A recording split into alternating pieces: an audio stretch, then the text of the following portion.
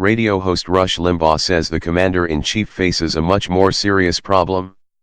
The real choke point here and the real weak point, and I've mentioned it a number of times all during the campaign, the real problem Trump has here is not these protesters, Limbaugh said Monday on his national broadcast. The real problem he's gonna have is the Republicans in Congress sticking with him. This is the kind of thing that they've caved to I don't know how many times. This is the kind of uprising in the media, uprising on the left that just sends chills down the spines of the average, ordinary Washington Republican, and they cave within seconds to things like this, as Senator John McCain and Lindsey Graham predictably and right on schedule have done, by coming out and saying they profoundly disagree. This has always been, as far as I'm concerned, the wild card for anything Trump does, and that is the Republican and the Republican leadership in Congress. Limbaugh stressed that the protests were not spontaneous reactions to Trump's executive order barring people from 7 Muslim-majority countries from entering the U.S. What all of this is about is the preordained, prearranged Democrat Party strategy of unseating Donald Trump and opposing him, he explained.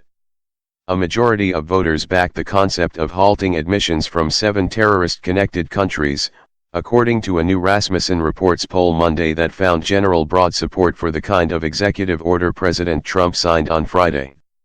That order has sparked confusion and protests at airports and outrage on Capitol Hill, where both Democrats and Republicans say it was poorly crafted and snagged too many people.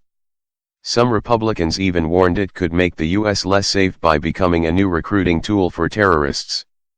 But voters are more enthusiastic about the policy, Rasmussen said, with 56% saying a pause in visas for Syria, Sudan, Iraq, Iran, Yemen, Somalia, and Libya makes sense. Less than a third of those surveyed opposed the temporary ban, and 11% were undecided. Many of President Donald Trump's core political supporters had a simple message on Sunday for the fiercest opponents of his immigration ban: calm down. The relaxed reaction among the kind of voters who drove Trump's historic upset victory, working and middle-class residents of Midwest and the South, provided a striking contrast to the uproar that has gripped major coastal cities, where thousands of protesters flocked to airports where immigrants had been detained. In the St. Louis suburb of Manchester, Missouri, 72-year-old Joe Antiocan characterized the president as bringing reason into an overheated debate. Somebody has to stand up, be the grown-up and see what we can do better to check on people coming in, she said. I'm all for everybody to stop and take a breath. Just give it a chance. Allegations of operational or administrative blunders may do little to dampen enthusiasm for a president who rose to power on a populist and protectionist platform, political analysts said. Louise Ingram, a 69-year-old retiree from Troy, Alabama, said she forgave the new administration a few glitches, such as widespread confusion over treatment of green card holders, as it moved to protect U.S. citizens from attacks. I'm not opposed to immigrants, she said. I just want to make sure they are safe to come in. The reality is that the situation that exists today in parts of France, Germany, and parts of Belgium is not a situation that we want replicated inside the United States, one official told Reuters. Candace Weeder, a 60-year-old retired school cafeteria worker from Spring Lake, Michigan, also referenced the attacks in Brussels and Paris. Look at what's happening in Europe, she said. I don't dare travel there, out of fear. Steve Hirsch, 63, from Manassas, Virginia, drove to Washington's Dulles Airport on Sunday to pick somebody up, rather than to protest as hundreds of others did. He said he supported Trump's order. A country is not a country if it doesn't have borders, he added. He lauded Trump's actions as a calculated step toward the larger goal of tightening border security. He probably went as far as he thought he could, Hirsch said. You can't ban everybody in the world, but I think it's prudent considering the conditions in certain places in the world. Trent Lott, a former Senate Republican leader from Mississippi who is now a lawyer in Washington, D.C., said the orders made sense to working-class Americans in the real world. Out in the rest of the country, people are excited to see the president moving forward with securing the border, he said. University of Virginia political science professor Larry Sabato agreed that the weekend protests over the executive orders would not hurt Trump politically. His base is as firm as ever, he said. What he's lost in the very early polls is the Republicans who were never Trumpers and ended up voting for Trump. Trump opponents have succeeded in winning some early court decisions that could undermine the practical impact of his executive orders, but Sabato said his base would perceive those as attacks from liberal elites. In Baton Rouge, Louisiana, 40-year-old teacher Trista Carl said she had been ordered to keep her views about Trump out of the classroom. "We were told to be Switzerland," she said. "We're not allowed to take any sides or views." She has her own opinions, of course, and said she appreciated that Trump, in his blunt way, gave voice to them with no sugarcoating. "I think it's just too easy to get into our country and stay illegally," she said. "I feel like he is going to the best of his abilities, make a lot of things he said happen." Comments. Ice cold logic. What? A majority of voters back the populist president and not the wishes of the Democratic Party? Maybe not listening to Americans is why the Dems have lost so many seats in the Senate, Congress, state legislative bodies and now the presidency itself? Oh, wait, sorry, that was Russia's fault. Graham is bitter that Trump beat him.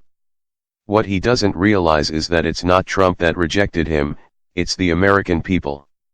And coming against the guy America chose is not going to be good for his political career. It actually wouldn't surprise me if he switched to Democrat when he realizes he'll never be re-elected as a Republican. Ron Thuis. Everyone, go on the Hill website and defend Trump and his policies.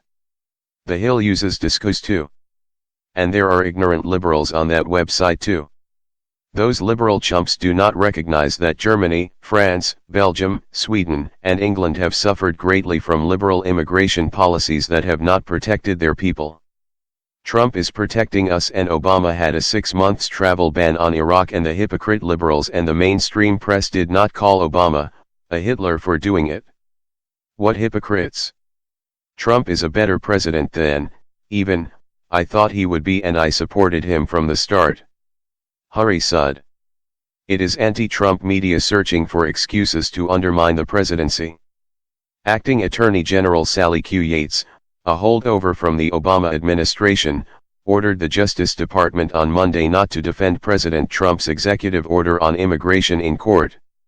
"I am responsible for ensuring that the positions we take in court remain consistent with this institution's solemn obligation to always seek justice and stand for what is right," Ms. Yates wrote in a letter to Justice Department lawyers. "At present, I am not convinced that the defense of the executive order is consistent with these responsibilities nor am I convinced that the executive order is lawful. The decision is largely symbolic. Mr. Trump's nominee to be Attorney General, Senator Jeff Sessions, is likely to be confirmed soon but it highlights the deep divide at the Justice Department and elsewhere in the government over Mr. Trump's order. Mr. Trump has the authority to fire Ms. Yates, but as the top Senate-confirmed official at the Justice Department, she is the only one authorized to sign foreign surveillance warrants, an essential function at the department. For as long as I am the acting Attorney General, the Department of Justice will not present arguments in defense of the executive order, unless and until I become convinced that it is appropriate to do so," she wrote. She was expected to inform the White House of her decision early Monday evening. There was no immediate response from the White House. But Mr. Trump is certain to react strongly to the open defiance to his authority. Ms. Yates's letter transforms the confirmation of Mr. Sessions as Attorney General into a referendum on the immigration order. Action in the Senate could come as early as Tuesday. Ms. Yates, a career prosecutor, is different because she is a holdover from President Barack Obama's administration, where she served as Deputy Attorney General. She agreed to Mr. Trump's request to stay on as acting Attorney General until Mr. Sessions is confirmed. The new president characterized his order as a way to protect Americans from terrorists, and he insisted in a series of Twitter messages that his order, which named 7 predominantly Muslim countries, was not an attempt to single out a religion for discrimination. but protesters rallied at several airports around the world and Mr. Trump received a chorus of bipartisan criticism from lawmakers, academics, corporate executives, and human rights advocates as travelers with valid visas or green cards were refused entry back into the United States. Trump fires defiant acting attorney general. The Obama administration official serving as acting chief had instructed lawyers there not to defend President Trump's executive order. President Donald Trump fired the nation's acting attorney general Monday night after she refused to defend an executive order he issued last week restricting immigration in the name of national security. In an act of high political drama just 10 days after taking office, Trump replaced Obama administration appointee Sally Yates with Dana Boent, the U.S. Attorney in Alexandria, VA. The acting Attorney General, Sally Yates, has betrayed the Department of Justice by refusing to enforce a legal order designed to protect the citizens of the United States. This order was approved as to form and legality by the Department of Justice Office of Legal Counsel, a White House statement said. Ms. Yates is an Obama administration appointee who is weak on borders and very weak on illegal immigration. Yates could not be reached for comment on Trump's attack, but a person close to her called the criticism from the White House absurd. That's preposterous. Everyone knows she's a career prosecutor for nearly 3 decades, well respected by serious members of both parties, said the Yates associate, who asked not to be named. That dog won't hunt. A Trump aide accused Yates of seeking attention. She knew what she was doing and she knew she'd be fired. She just wanted the publicity, said the aide, who spoke on condition of anonymity.